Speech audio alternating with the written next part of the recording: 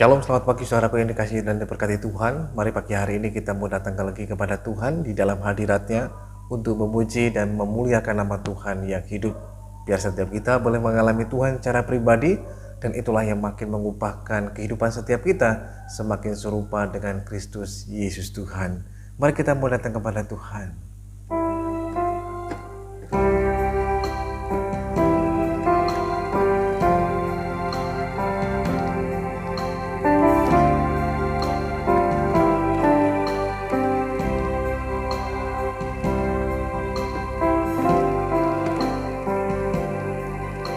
Tuhan hadir di bait kudus-Nya saat umat mencari wajah-Nya, berseru, berdoa, bersujud menyembah dan menikmati kehadiran-Nya. Tuhan mau dekat dengan umat-Nya yang datang dengan segenap hatinya.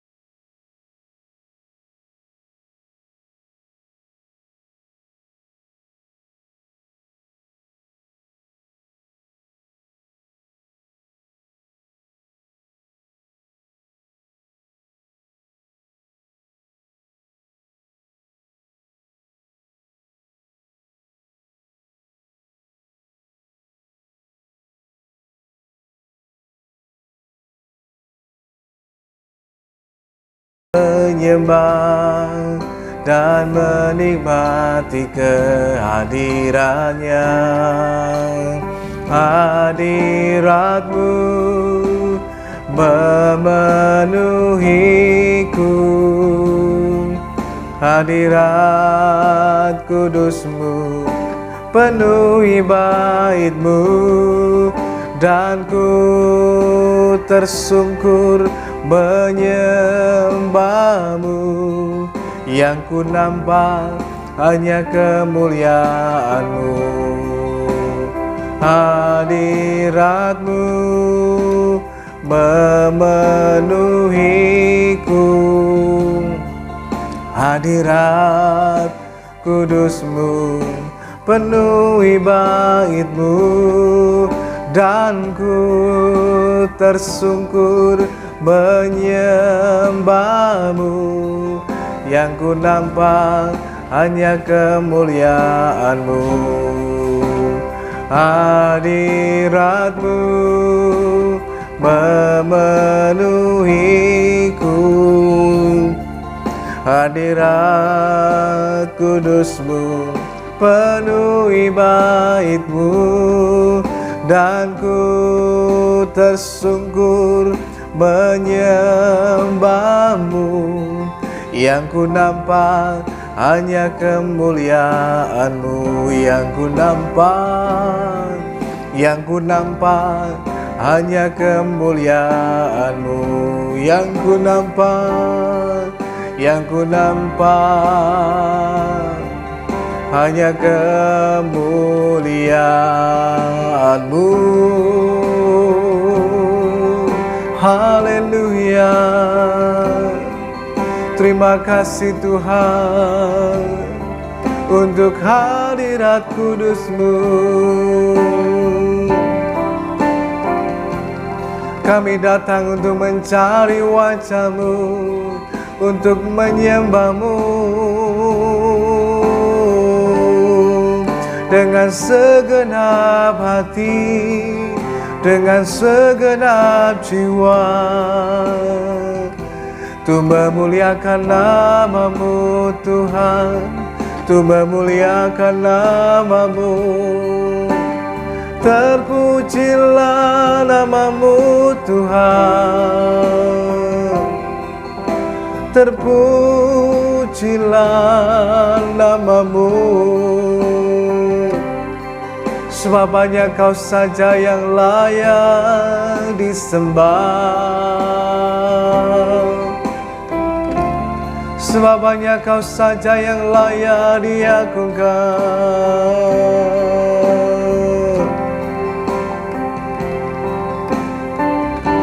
Terima kasih Bapa, terima kasih untuk hadirat-Mu.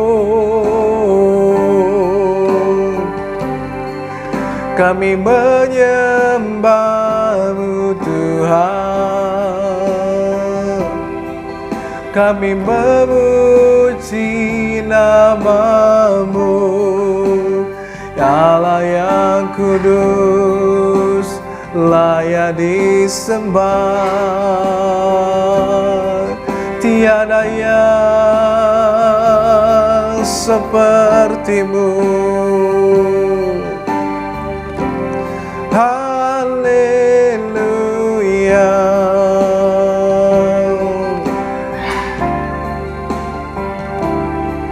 Ku sembah, ku muliakan nama-Mu, ku tinggikan nama-Mu Yesus Tuhan. Haleluya.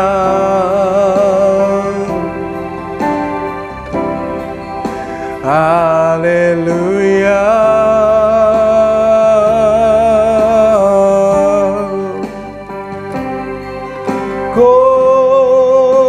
Rapatakasanaya kalalamu, sikinere rapatakalalamu, hadirat-Mu, hadirat-Mu. Kami bersyukur buat hadirat-Mu Tuhan.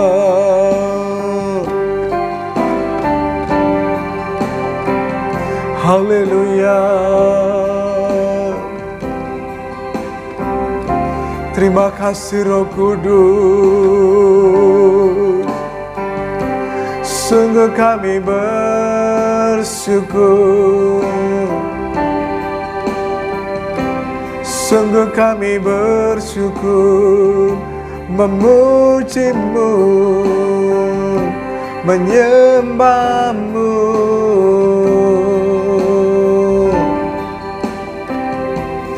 Haleluya.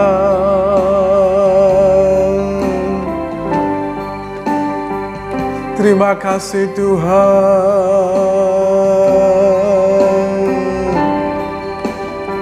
Sungguh kami bersyukur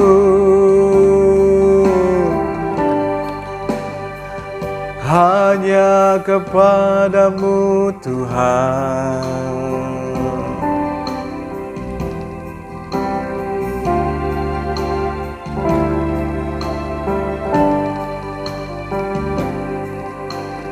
Seperti wanita mengurapi-Mu, menangis di bawah kaki-Mu. Demikian hidupku mau mengasihi-Mu. Yesus, Engkau baik bagiku. Seperti wanita mengurapi-Mu, menangis di bawah kakimu. Demikian hidupku mau mengasihimu. Yesus, Engkau baik bagiku. Sampai akhir ku menutup mata, ku tetap setia menanti janjimu. Sampai ku dapatkan mahkota kehidupanku, dan ku tetap setia untuk melayanimu.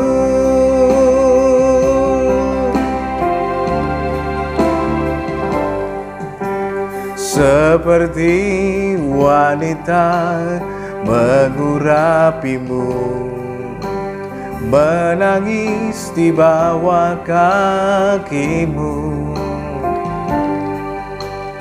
Demikian hidupku mau mengasihimu. Yesus, Engkau baik bagiku. Sampai akhir ku menutup mata, ku tetap setia menanti janjimu. Sampai ku dapatkan mahkota kehidupanku, ku tetap setia untuk melayanimu. Sampai akhir ku menutup mata, ku tetap setia menanti janjimu. Sampai ku dapatkan mahkota kehidupanku, dan ku tetap setia untuk melayanimu. Sampai akhir ku menutup mata, ku tetap setia menanti janjimu. Sampai ku dapatkan mahkota kehidupanku, ku tetap setia untuk melayanimu. Dan ku tetap setia untuk melayanimu. Ku tetap setia, dan ku tetap setia untuk melayanimu.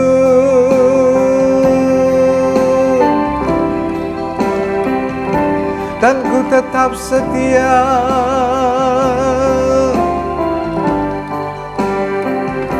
untuk melayanimu.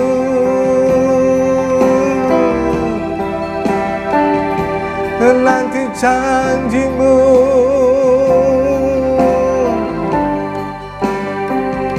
Sebab Engkau Allah yang setia, Tuhan yang tak pernah berubah, dulu, sekarang, dan sampai selama-lamanya.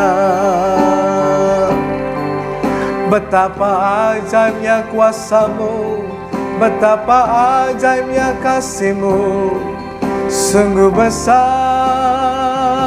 kemurahan-Mu, Tuhan.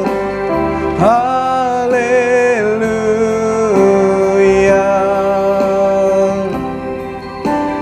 haleluya.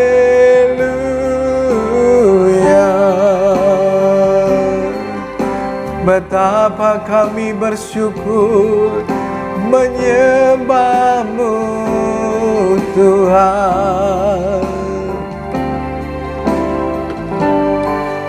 Kiana lama ya nanamu, sera patakana nanamu, rapatakana sanaya namu. Kinara patakana lama ya nanamase. Engkau baik sangat baik, sungguh besar kasih setiamu Tuhan. Kiara lama lama lama lama satakana nanamu, kinara lama lama lama lama lama lama, sikinara lama lama lama lama lama lama yase.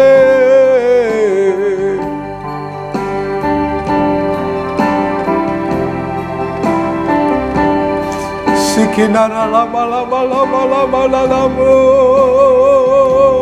rapatakana lama lama lama. Terima kasih Tuhan, terima kasih Tuhan. Saudaraku yang dikasihi dan diberkati Tuhan, lewat pembacaan kita di pagi hari ini dalam Amsal pasal yang ke-12 pada bagian ayat yang ke-4 ini lebih banyak berbicara tentang istri. Jadi khususnya pagi hari ini berbicara tentang istri yang cakap. Firman Tuhan mengatakan istri yang cakap adalah mahkota suaminya, tetapi yang membuat malu adalah seperti penyakit yang membusukkan tulang suaminya.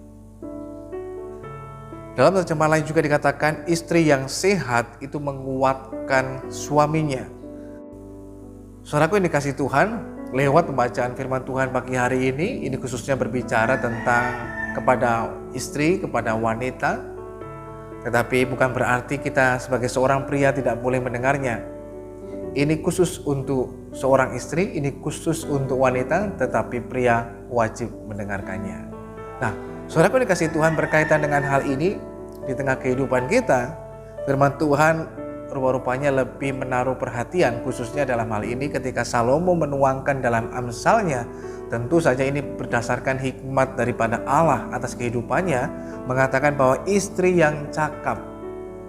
Nah, ini menjadi judul kita pagi hari ini, menjadi istri yang cakap. Nah, tentu saja ini menjadi sebuah hal yang bukan hanya sebuah merupakan mimpi, sesuatu yang merupakan angan-angan atau kerinduan, tetapi ini harus menjadi sebuah realita, kenyataan dalam hidup kita. Saudara sebagai seorang wanita, sebagai seorang istri, jadilah istri yang cakap. Dan ini merupakan sebuah kerinduan, kehendak Tuhan bagi setiap kita. Mengapa demikian? Karena firman Tuhan mengatakan bahwa istri yang cakap adalah mahkota suaminya. Kita tahu bersama mahkota itu adalah sesuatu biasanya yang ditaruh di atas kepala raja sebagai sebuah simbol kemuliaan, simbol sebuah prestis dan lain sebagainya. Nah, ketika firman Tuhan menempatkan wanita atau khususnya istri dalam hal ini adalah sebagai mahkota, sesuatu yang bisa membuat suaminya menjadi muliakan atau bahkan direndahkan, bisa membuat suaminya ditinggikan atau direndahkan atau dihina dan lain sebagainya. Jadi ternyata kehadiran ataupun peran dari seorang istri itu berpengaruh sangat banyak, baik dalam kehidupan keluarga tapi khususnya bagi kehidupan sang suami. Oleh karena itu saudaraku yang dikasihi Tuhan, ini yang kita perlu perhatikan. Yang pertama, bahwa ternyata kehadiran seorang istri atau peran seorang istri itu sangat berpengaruh besar bagi kehidupan seorang suami. Bahkan firman Tuhan menempatkan dengan mengatakan istri yang cakap adalah mahkota bagi suaminya. Tetapi kalau istri yang gak cakap adalah seperti halnya membuat malu, seperti sebuah penyakit yang ada di tulang yang membusukkan tulang. Kita tahu tulang itu menyangga kehidupan tubuh kita. Tubuh kita ini disanggah oleh tulang yang tersusun dan kemudian diikat dengan otot-otot dan lain sebagainya. Nah, saudara bayangkan kalau tulang bagian yang paling keras dalam tubuh kita ini kemudian busuk, apa yang terjadi? Akan rubuh, akan runtuh dan lain sebagainya. Maka itu sebuah gambaran yang jelas lewat firman Tuhan. Jadi yang pertama, sadarilah bahwa Anda sebagai seorang istri itu memiliki pengaruh yang sangat besar bagi kehidupan keluarga, terutama bagi kehidupan seorang suami. Sehingga firman Tuhan menempatkan istri yang cakap itu adalah mahkota bagi suaminya. Sesuatu yang bisa memberikan kemuliaan, peninggian dan lain sebagainya. Tetapi sebaliknya, ada istri yang membuat malu bagi suaminya. Itu seperti halnya penyakit kanker yang ada di tulang menggerogoti. Jadi tidak langsung serta-merta. Kalau dalam terjemahan The Message Bible itu dikatakan istri yang membuat malu itu seperti halnya penyakit kanker yang nempel di tulang. Kita tahu bahwa kanker itu bekerjanya pelan tetapi pasti. Dari stadium awal sampai akhir, kemudian menggerogoti, dan tulang yang mungkin tadinya kuat lama-lama mungkin menjadi busuk dan rusak dan nggak bisa berbuat apa-apa, rubuh. Demikian pula gambaran istri yang nggak cakap, yang membuat malu bagi suaminya. Nah, oleh karenanya perhatikan betapa pentingnya kehadiran Anda sebagai seorang istri. Bagi suami punya peran yang sangat besar, terutama lewat kehadiran saudara sebagai seorang istri yang cakap sebagai mahkota bagi suaminya. Yang kedua, saudara yang dikasihi Tuhan, hal ini berbicara tentang peran sebagai seorang istri. Kalau yang pertama, lewat firman Tuhan menegaskan kepada kita bahwa betapa besarnya peran pentingnya seorang istri bagi kehidupan seorang suami, khususnya menjadi seorang istri yang cakap, bukan menjadi istri yang membuat malu atau istri yang pasif. Tapi kita belajar hal ini, saudara yang dikasihi Tuhan. Yang kedua, berbicara tentang apa perannya sebagai seorang wanita, sebagai seorang istri. Ketika seorang istri dihadirkan di dalam kehidupan keluarga, apa perannya, apa tugas tanggung jawabnya dan lain sebagainya. Kalau kita melihat bagaimana kejadian di Taman Eden, bukan Adam yang berinisiatif untuk mencari pasangan hidup, tapi Tuhanlah yang menempatkan Hawa sebagai pasangan, sebagai penolong bagi Adam. Pada saat Adam tidur, kemudian Tuhan mengambil tulang rusuknya, dan kemudian dibangunlah menjadi seorang wanita, yaitu Hawa, yang kemudian menjadi pasangan atau menjadi istrinya. Nah, itu merupakan sebuah inisiatif daripada Allah sendiri. Nah, tujuannya apa? Kehadirannya sebagai seorang penolong, karena nggak baik kalau sendiri, membutuhkan penolong. Jadi peran utama pertama sebagai seorang wanita, seorang istri yang cakap. Cakap yang dimasukkan di sini bukan berarti karena dia memiliki titel yang begitu banyak, dia memiliki pendidikan ini, pendidikan itu dan lain sebagainya, titelnya sudah S1, S2, S3 dan sebagainya. Cakap bukan berkaitan dengan itu, tapi lebih utama cakap ini berkaitan dengan karakter dalam kehidupan. Cakap di sini juga bukan berarti berkaitan erat dengan sesuatu yang kemolekan secara lahiriah dan lain sebagainya. Kecantikan kemolekan itu adalah bohong, tapi wanita yang takut akan Tuhan itu berkenan kepada Tuhan. Oleh karena itu, ini lebih fokusnya cakap di sini adalah kepada karakter dalam kehidupan seorang istri. Ini yang harusnya lebih ditonjolkan dibandingkan hal-hal yang lainnya, termasuk kecantikan lahiriah yang dari luar. Sebenarnya sesuatu yang dari dalamlah dulu yang harus diperbaiki, dan kemudian itu akan mempengaruhi yang di luar. Kalau karakteristiknya sudah cantik, cakap, maka itu akan mempengaruhi yang di luarnya.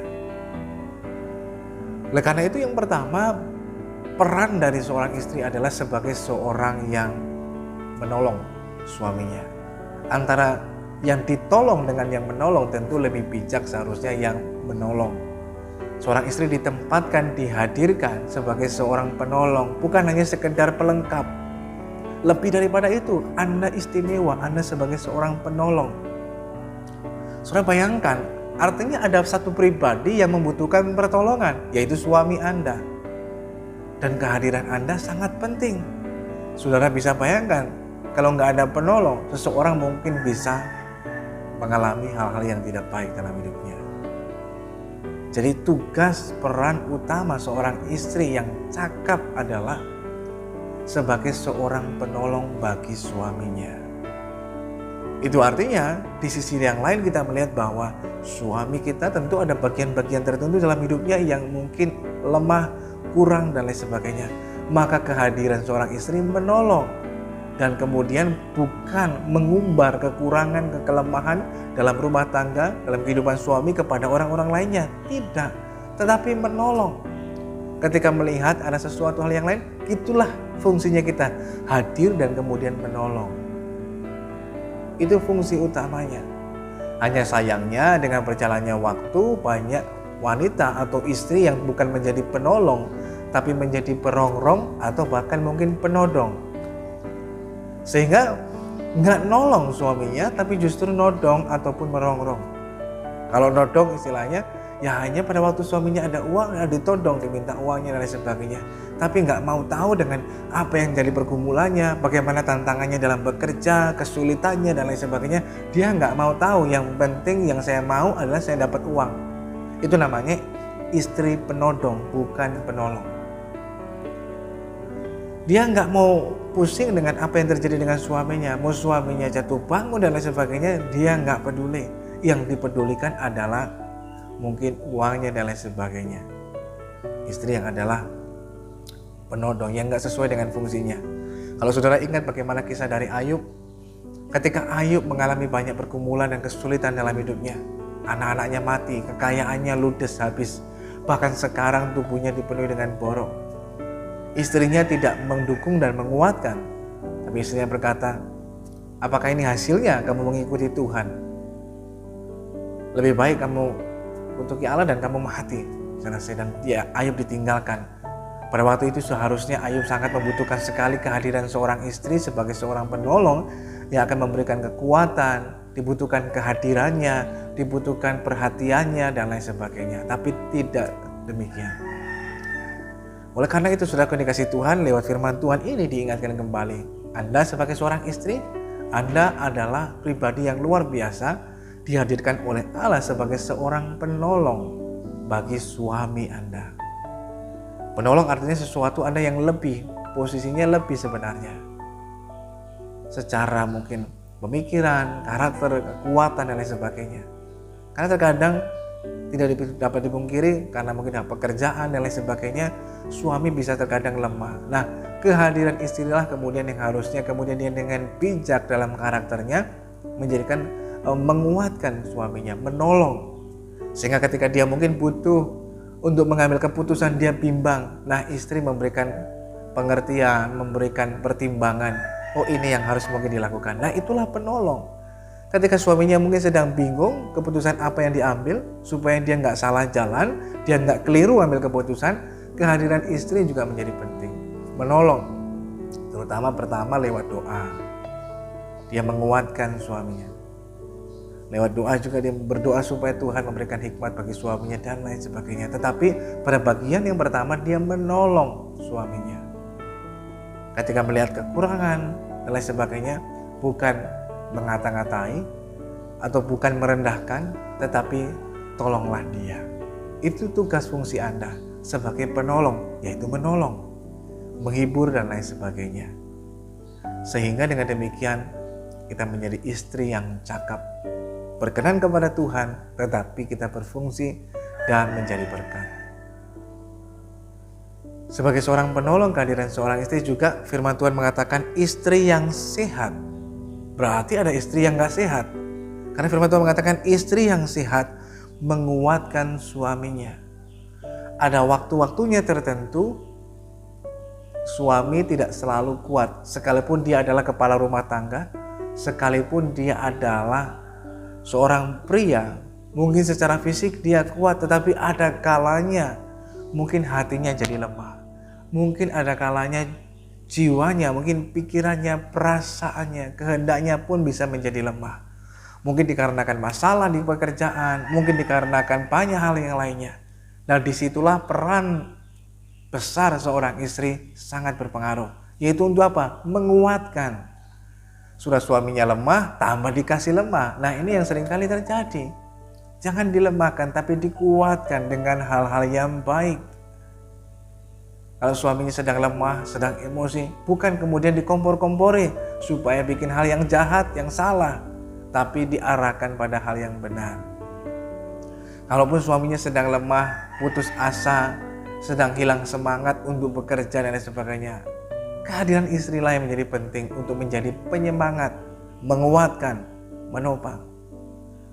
Sehingga ketika suaminya mungkin dalam keadaan terpuruk, mungkin karena usahanya makin memburuk, mungkin karena situasi keuangannya juga semakin memburuk, jangan kita memperkeruh keadaan yang ada, tetapi berilah dukungan, berilah kekuatan, supaya apa? Kekuatannya bangkit kembali dan dia dapat melakukan apa yang sudah seharusnya, dan dia bisa bangkit dan ada hal yang indah yang Tuhan boleh kerjakan atas kehidupan rumah tangga saudara.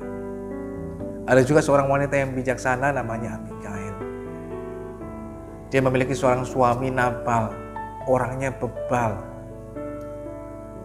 gak peduli, gak memperhatikan, gak tahu berterima kasih dan lain sebagainya.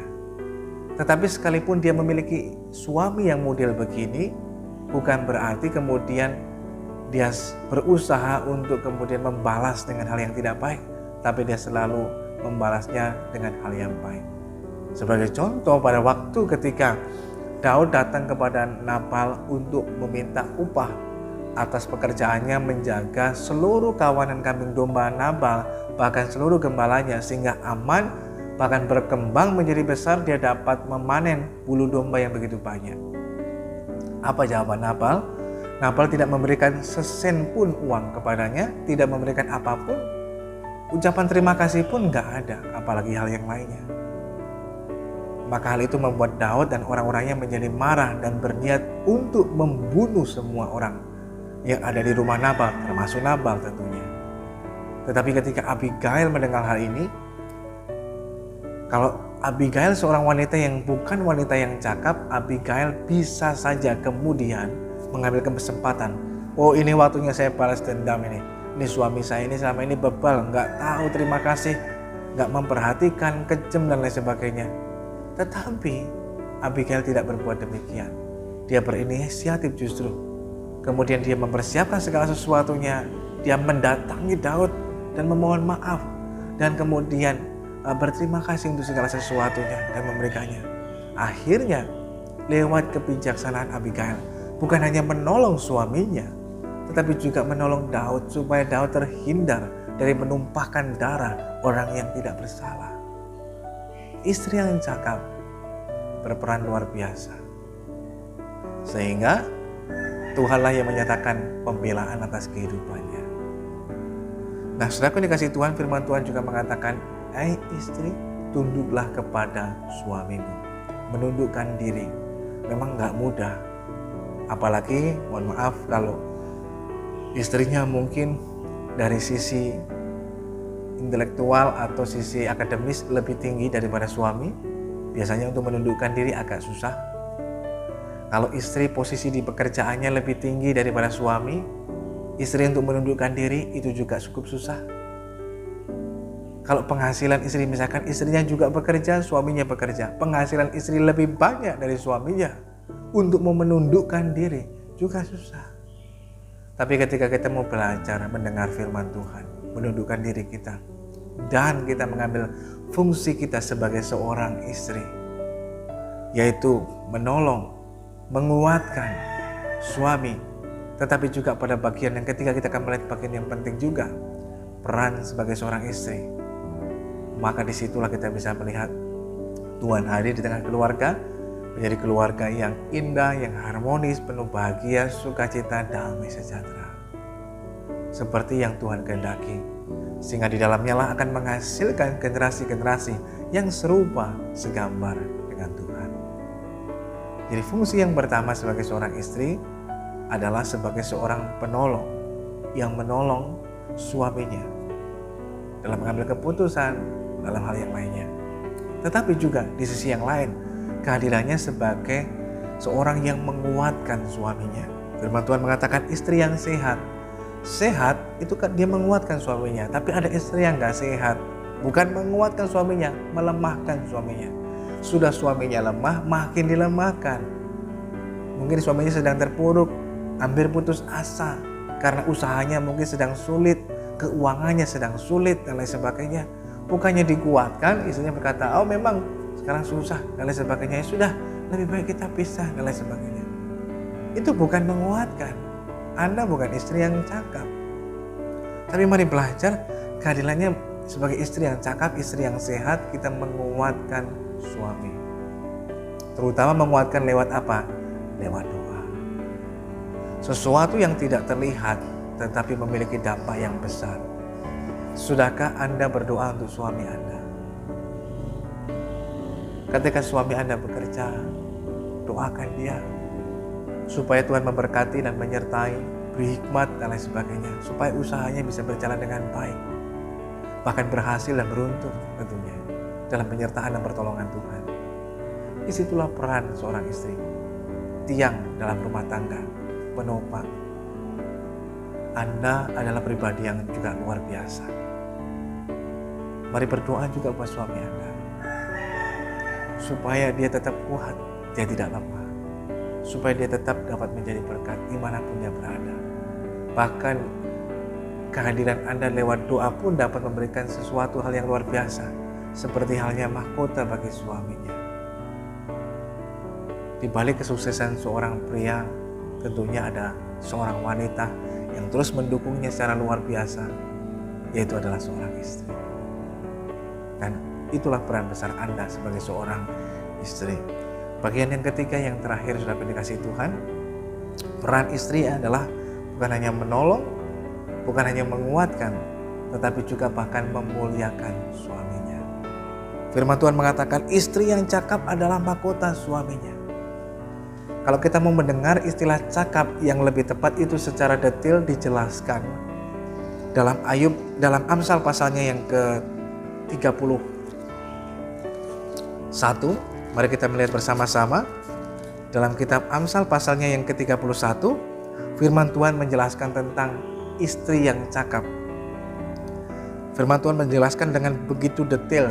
Nah, kita akan lanjutkan pada besok hari, tetapi ini bagian garis besarnya. Tapi kita akan melihatnya tahap demi tahap.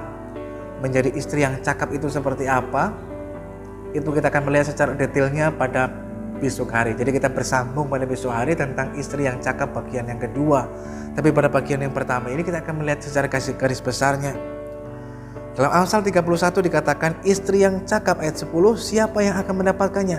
Dia lebih berharga daripada permata. Permata itu adalah sesuatu hal yang berharga, tapi ini lebih berharga. Wow, luar biasa. Kalau wanita-wanita sekarang justru carinya permata supaya membuat hidupnya berharga. Padahal yang membuat hidupnya berharga bukan karena dia mengenakan permata, mungkin di lehernya sebagai kalung, atau di telinganya, atau mungkin di cincinnya.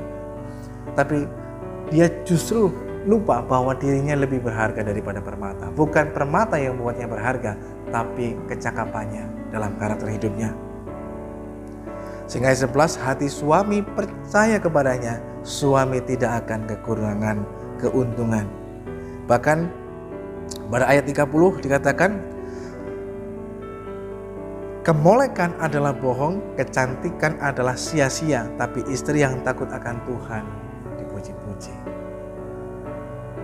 Ayat firman Tuhan ini kita belajar hari ini pada bagian yang pertama tentang istri yang cakap.